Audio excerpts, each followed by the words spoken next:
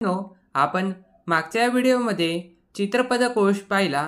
ह्या व्हिडिओमध्ये आपण कह समयः म्हणजे किती वाजले हा पठत बोधत याचा मधला भाग पाहणार आहोत। या ठिकाणी पठत बोधत याचा अर्थ आहे शिका आणि बोध घ्या। शिका बोध घ्या असा याचा अर्थ होतो। कह समय म्हणजे किती वाजले असा क्वेश्चन आपल्याला या ठिकाणी केलेला आहे। तर या ठिकाणी आपण काय शिकणार आहोत? घड्याळ।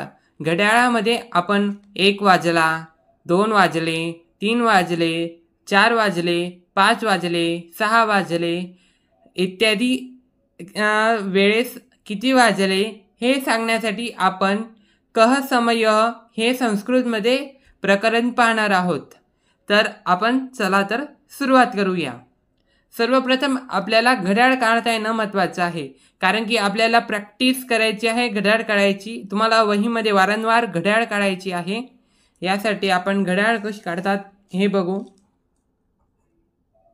12 या ठिकाणी 3 या ठिकाणी 6 या ठिकाणी 9 मग 1 2 4 5 मध्ये 8 7 8 मग 10 आणि 11 अशा प्रकारे घड्याळ काढायची। मुख्य आकडे लिहायचे, त्यानंतर मधले आकडे भरायचे। समजलं? मग आता संस्कृतमध्ये 1 वाजवायचं आहे। 1 वाजवायचं आहे। चला मग 1 वाजवू आपण। छोटा काटा घड्याळीचा 1 कडे आणि मोठा काटा 12 कडे। हे झाले आपले 1 वाजले घड्याळमध्ये। याला संस्कृतमध्ये कसं वाचणार? तर संस्कृतमध्ये वाजले वाजले याला म्हणतात वादनम।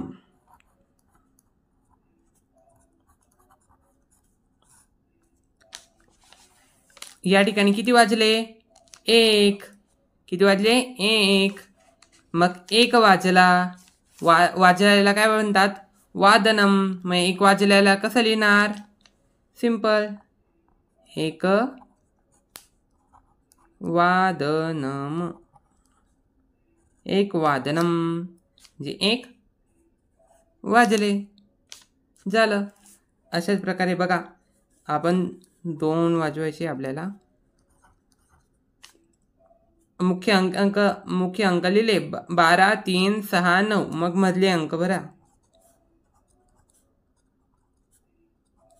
तुम्हाला सुद्धा ही घड्याळ माझ्यासोबत काढायची आहे बरं। आपल्याला वाजवायचे आहेत 2। छोटा काटा 2 वर, मोठा काटा 12 वर। हे झाले आपले 12 वाजून।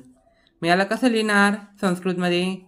हे पहा, 2 वाजले, वाजलेला आपण काय शिकलो?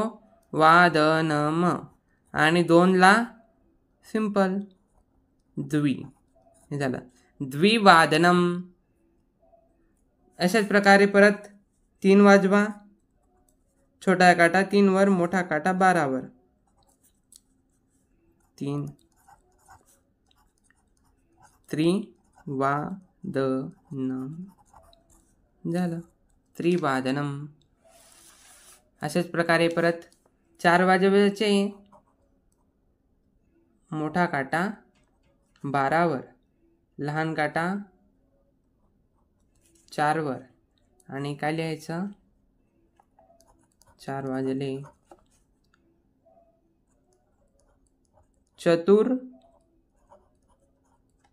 हे पहा चतुर्वादनम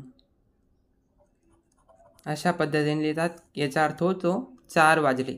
वादनम म्हणजे वाजले आणि चतुर म्हणजे 4, चतुर्वादनम अशा प्रकारे लिहितात।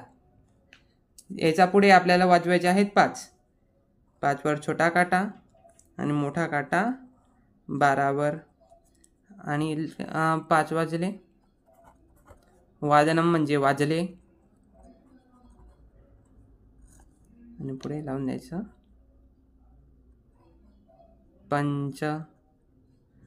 पंचवादनम।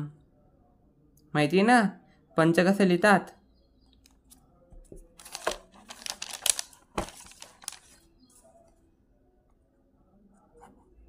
असं लिहितात पंच. हां, मग झालं पंचवादनम. षडवादनम, छोटा काटा 6वर, मोठा काटा 12वर. 6 वाजले. संस्कृतमध्ये वाजलेला लिहितात वादनम.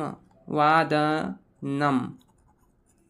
मचा पाय मोडायचा नाही तर मार्क जातात.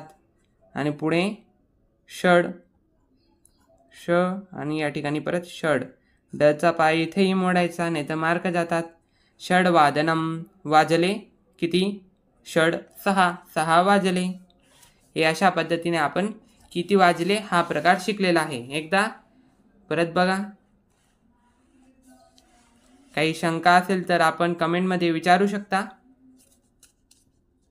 ओके, हे आपण षडवादनमपर्यंत शिकलो. आता परत 7 वाजले कसं लिहिणार? सप्तवादनम. चला, सप्तवादनम. 8 वाजले कसं लिहिणार? अष्टवादनम. 9 वाजले कसं लिहिणार? नववादनम. 10 वाजले कसं लिहिणार? दशवादनम.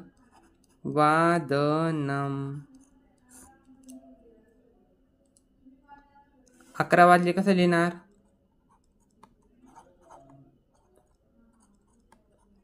एकादश म्हणजे 11 आणि वादनम म्हणजे वाजले. वादनम. 12 वाजले कसं लिहिणार? द्वादश म्हणजे 12. दश आणि वादनम म्हणजे वाजले. वादनम. द्वादश वादनम. द्वादश म्हणजे 12, वादनम म्हणजे वाजले. 12 वाजले असा अर्थ होतो. ओके.